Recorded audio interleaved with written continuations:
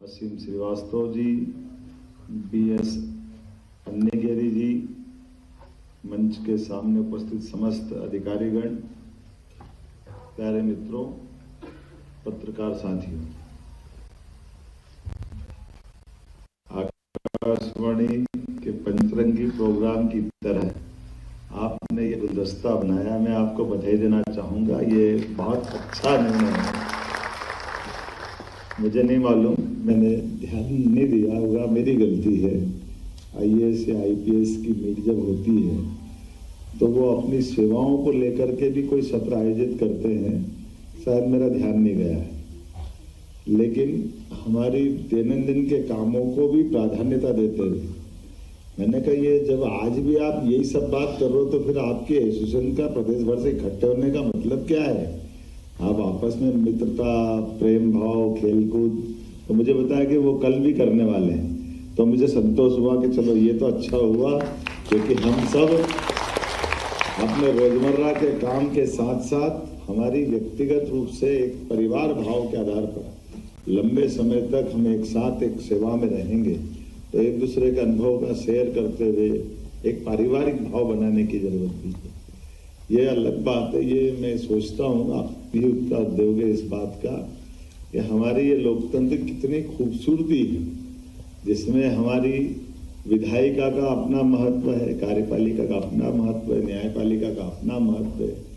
इनके चयन की प्रक्रिया भी अलग अलग प्रकार की है। हमारी लीडरशिप के लिए खास करके लोकतंत्र को गौरवान्वित करने वाली वो परंपरा भी है कि हमारे में से चयन होता है जनता के द्वारा, जनता से चुनकर आने के लिए, और जनता के द्वारा जब जितना मौका दे वो अपने ढंग से अपनी प्रतिभा योग्यता का अपना प्रकटीकरण करें। तो कभी कभी ये भी सोचता हूँ कि देखिए, कभी आज के इस दौर में हमारे अभी तक के सारे प्राइम मिनिस्टर को उठा के देख लें और उन प्राइम मिनिस्टरों की बाकी जिंदगी के दूसरे पक्ष भी देख लें, तो कैसी विसंगति भी नजर आएगी और कहीं हमको अलग टाइप का माहौल बनता दिखेगा कि देश की आजादी के समय सरदार वल्लभ भाई पटेल सबसे सुयोग्य व्यक्तित्व के धनी थे, और उनके समय उस समय लिए गए निर्णयों में से ये जो हमारा वर्तमान का भारत जो दिखाई देता है, सच्चे अर्थों में तो कई मामलों में ये अंग्रेज के द्वारा भी उतना बड़ा नहीं था जितना तरीके से उनने इसका संयोजन किया। पुर्तगाल कहीं वो थे, कहीं फ्रांसीसी थे, कहीं पांडिचेरी, कहीं और झंडा लेके बैठा हुआ था।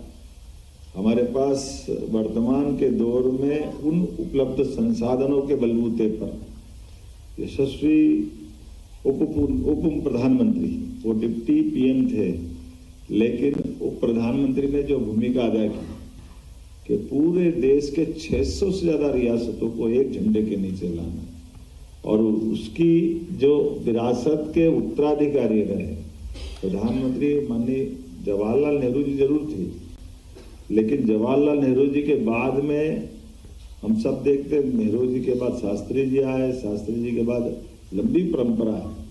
लेकिन ये जो वर्तमान के प्रधानमंत्री श्रीमान नरेंद्र मोदी जी आए, ये तो प्रचारक थे। हमारे यहाँ की परंपरा में अटल बिहारी वाजपेयी जी और मोदी जी, लेकिन अटल जी की शुरू से ही स्वतंत्र रूप से विभिन्न पत्र पत्रिकाओं के संपादक, कुशल वक्ता, जनसंघ के जमाने से उनकी अलग पहचान थी। लेकिन मोदी जी ने आकर के अपने इस संगठन में जो पूरा जीवन देने वाले मार्ग से निकल करके एक चुनाव जीवन में लड़े मुख्यमंत्री, दूसरा चुनाव लड़े फिर मुख्यमंत्री, तीसरा चुनाव लड़े फिर मुख्यमंत्री, चौथा चुनाव लड़े सीधे प्रधानमंत्री, पांचवा चुनाव फिर प्रधानमंत्री, छठा चुनाव फिर प्रधानमंत्री। जितने चुनाव लड़े ऐसी की पोस्ट के लिए उस दायरे में उनसे बढ़कर कुछ नहीं, लेकिन अपने संसाधनों में उनने जो समाविष्ट किया वो हमारी सभी भारतीय प्रशासनिक सेवाओं इतना कुशलता के साथ उनका अपना इस पूरे व्यवस्था में उपयोग किया। मैं बीते दिनों उनके अपने सचिवालय गया था गुजरात में, जब वो CM थे, तो आप जैसी प्रतिभाओं के बलबूते पर, और इसीलिए वो क्या कहते हैं सब देंगे, लेकिन लायन वाले मामले में कॉम्प्रोमाइज नहीं करेंगे। ये जो अपना मन का उनका अपना भाव भी था, लेकिन उसके पीछे संदेश भी था। उन्होंने कहा कि बाकी लोगों ने अगर ये नुकसान कर लिया तो बाकी जाने, हम क्या करें। हमने तो किसी को ऐसा नहीं कहा था करने के लिए। लेकिन मुझे इस बात की प्रसन्नता है जब मैं आपके एसोसिएशन में एक पक्ष ये भी देखता हूँ कि हमारी भारतीय वन अधिकारियों की परंपरा नहीं, पन्ना जैसा जहां जीरो हो गया उसको आबाद करके दिखाया। ये आपके लिए बहुत बड़ी बात है। उस मायने में उधर लायन का गौरव हो सकता तो हमारे पास पन्ना का गौरव है, और पन्ना से बढ़कर के हीरा आ गया आपके पास। चीता तो खत्म ही हो गए थे। चीता को पुनर्स्थापन करने का जो संकल्प लेना है, उसके लिए जो आपके IAFF एसोसिएशन को, आपके अधिकारियों को बधाई देना चाहूंगा। एक चुनौती को सहन करके, आपकी चुनौती भी कैसी आ रही है। इस चुनौती में अभी तक हमारा चीता तो जो चलेगा चलेगा, गजराज अपने आप आ गए। देखो अब आनंद की बात, जो गजराज अपने आ गए, जो हमारे यहाँ से कितने समय पहले चले गए, और आए तो आए, एक आए, दो नहीं आए। बताए कोई 100 बता रहा, कितने बताते हैं असीम जी? बताओ, आप रोज आंकड़ा बढ़ाते हैं। कहा हम अपने जंगलों में पुराने समय में हाथी पाए जाते थे। मैं उज्जैन से आता हूँ। उज्जैन के संग्रहालय में डॉक्टर विष्णु श्रीधर वाकणकर जिनने भीमबेटका ये हमारा वर्ल्ड हेरिटेज खोजा था, वो ऐसी पुरातात्विक सामग्री का संग्रह बहुत अच्छे से करते, बड़े पैमाने पर। तो उसमें उस संग्रहालय में 5 लाख साल पुराना हाथी का सिर लेकर आए।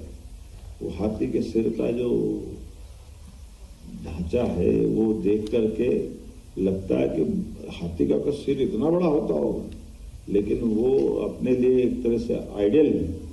और वही वो डायनासोर के धार और सबके पास में अंडे, और जिसके आधार पर डायनासोर युग की याद दिलाते। लेकिन मुझे इस बात का और आनंद आया, थोड़ा सी आपकी मदद भी लगेगी। जब मैं अपने इन्वेस्टर समिट के दरमियान रोड शो करने अभी जर्मनी गया था, तो जर्मनी में हमारी एक बेटी आपके इसी सतपुड़ा के जंगल में लगभग 3-4 साल तक या 10 साल तक उसने रिसर्च किया, PhD, और उसने कहा कि ये उस काल की बात है जब डायनासोर के लिए समुद्र की रचना कहीं आगे पीछे हुई होगी, लेकिन ये जो डायनासोर भारत में मिलता है ये उसी वंश का वहाँ ऑस्ट्रेलिया में मिलता है। इस पे उसने रिसर्च किया, और एक वो अपना ऑस्ट्रेलिया से एक बहुत अलग प्रकार का संबंध बताते। और ऑस्ट्रेलिया ये मुश्किल से, ऑस्ट्रेलिया तो क्या, ये खास करके जर्मनी के बेल्ट में, जर्मनी के राजधानी के बाद का हिस्सा है। और उन्होंने कहा कि ये जो हमारा रेशम रूट है जिससे हम आते जाते, ये काल के प्रभाव में थोड़ा बाद में इसका कई बटाव हुआ, अलगाव हुआ। तो ये ऐसे में बड़ी संभावना है कि डायनासोर के अंडे, डायनासोर के जो हिस्ट्री है उससे जुड़ करके सतपुड़ा का हमारा समृद्ध इलाका उससे और आगे वाला है। तो उन्होंने कहा कि थोड़ा फॉरेस्ट वालों से बोलिए कि वो हमारे आर्कियोलॉजी वालों को थोड़ी मदद करे। हमने फॉरेस्ट वालों का बहुत बड़ा मन है, वो सदैव करेंगे, चिंता मत करो। वो कोई आपको इस मामले कोई बंधन नहीं लगाएंगे। पता नहीं क्यों डरते हैं लोग आपसे, भगवान जानने क्या है। मैं तो हमेशा प्रोत्साहन ही देता हूँ। फॉरेस्ट है बात, ये बात अलग है कि कोई पिंजरे के शेर नहीं है, ये मैं जानता हूँ। अब हमारा अपना एक दायरा है, अपना एक तरीका है, उस तरीके के अंदर अच्छी संभावना भी, लेकिन इस प्रकार की संभावना में भी प्रोत्साहन हम देंगे। सही कुछ चुनौतियां भी हैं, उन चुनौतियों पे भी हमको चलना है। लेकिन मुझे इस बात की प्रसन्नता है कि आपके रहते हुए अभी मैं देख रहा था कि हमारा जंगल भी 1063 वर्ग किलोमीटर समृद्ध हुआ, बड़ा है। ये आपको बधाई देना चाहूंगा, ये आपके सबके देना। 2003 की तुलना में 2021 में ये आपने अपना जंगल का इलाका बढ़ाया है। और इसीलिए ऐसे कई क्षेत्र हैं, ग्रामों के विस्थापन की चुनौती भी आप बहुत सरलता से करते हैं। ये बात तो सही थी, जब मैं बैठा तो राता पोनी के मामले में 2 कदम आगे, 2 कदम पीछे, 2 कदम आगे, 2 कदम पीछे। फिर मैंने जरा समझने का प्रयास किया ये है क्या, तो जबरदस्ती का बताया गया था। कागज के खिलौने को सांप बता के डरा रहे थे। सांप है, सांप है। सांप कहाँ है भाई? ये तो कागज है, क्योंकि ये अंदर जाके देखा तो न तो जिनके क्षेत्र में प्रभाव पड़ रहा वो डरने को तैयार है, लेकिन समझ में आने की बात नहीं, समझ नहीं पा रहे। आप जो समझा रहे थे वो एक पता नहीं कौन सा भूत खड़ा कर लिया, तो हमने कहा ये तो गलत बात है। तो भाई भोपाल से लग करके हमको बोलने में कितना अच्छा लगता है कि हाँ, हमारे अपने भोपाल देश की एकमात्र ऐसी राजधानी है जहाँ कई सड़कों पे दिन में आदमी चलते, रात में टाइगर चलते हैं। ये हमारे लिए सौभाग्य की अस्तित्व के इससे बड़े उदाहरण क्या हो सकते हैं। हमारे लिए तो सौभाग्य की बात है। मैं मान के चलता हूँ कि ऐसी और बहुत सारी संभावना जिस पे अपने को काम करना है। कुछ तो शुरू भी कर दिया, हमने कहा किंग कोबरा चाहिए हमको, हमारा किंग कोबरा गायब हो गया। अभी आपके यहाँ कोई काउंटिंग का सिस्टम नहीं है, अब आगे से कुछ न कुछ शुरू कर सकते हैं, है ना। अपने बीच में कितनी प्रकार की ऐसी कई सारी चीजें हैं कि किंग कोबरा का अपना उड़ीसा से लगा हुआ मध्य प्रदेश का जो हिस्सा जो छत्तीसगढ़ के आसपास का, वहां पे वो अपने जिंदगी का रास्ता निकाल सकता है।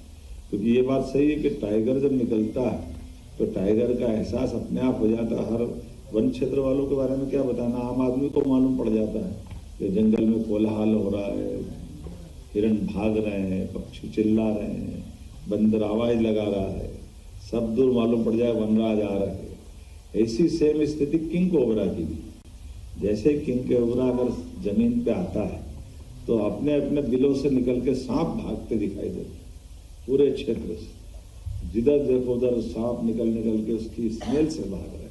तो ऐसे में किंग कोबरा अपना शिकार करता है। सुन के कैसा लगता है, ऐसा लगता है कि अपने सामने वो अपनी परमात्मा की दया है। और उसके हमें दुष्परिणाम कैसा आ रहा है उसको भी देख ले।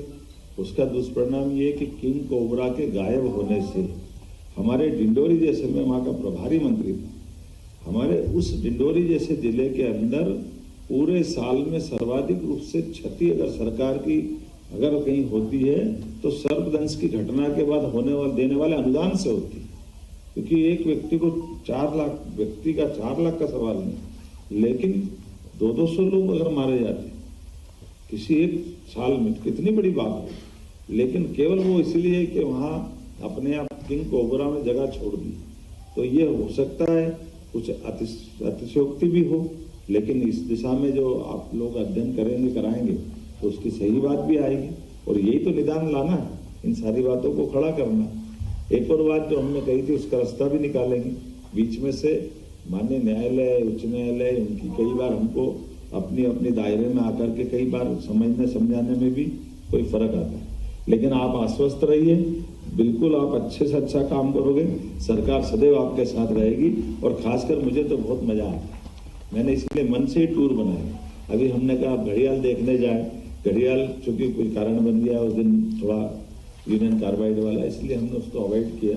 लेकिन आने वाले समय में ऐसी अच्छी जो प्रकार की विलक्षण हमारी लेकिन भविष्य की टूरिज्म की संभावना वाले क्षेत्र हैं, यह हमारी वन्य संपदा है। उस आधार पर आप भी बताइए, उस दिशा में आएंगे। अभी हमने कहा कि जैसे हम आते हैं तो स्वाभाविक रूप से जैसे पर्यटन के मामले में अपना ध्यान जाता है, ऐसे स्वाभाविक रूप से सरकार के बाकी संसाधनों के बलबूते पर प्रचार प्रसार करते थे। लेकिन आपकी जो अच्छी बात है वो समाज के सामने आना चाहिए, प्रदेश में वो गौरवान्वित होना चाहिए। मुझे इस बात की प्रसन्नता है। सुयोग्य अफसरों के नेतृत्व में निश्चित रूप से हमारा वन विभाग और समृद्ध होगा। बहुत बहुत धन्यवाद।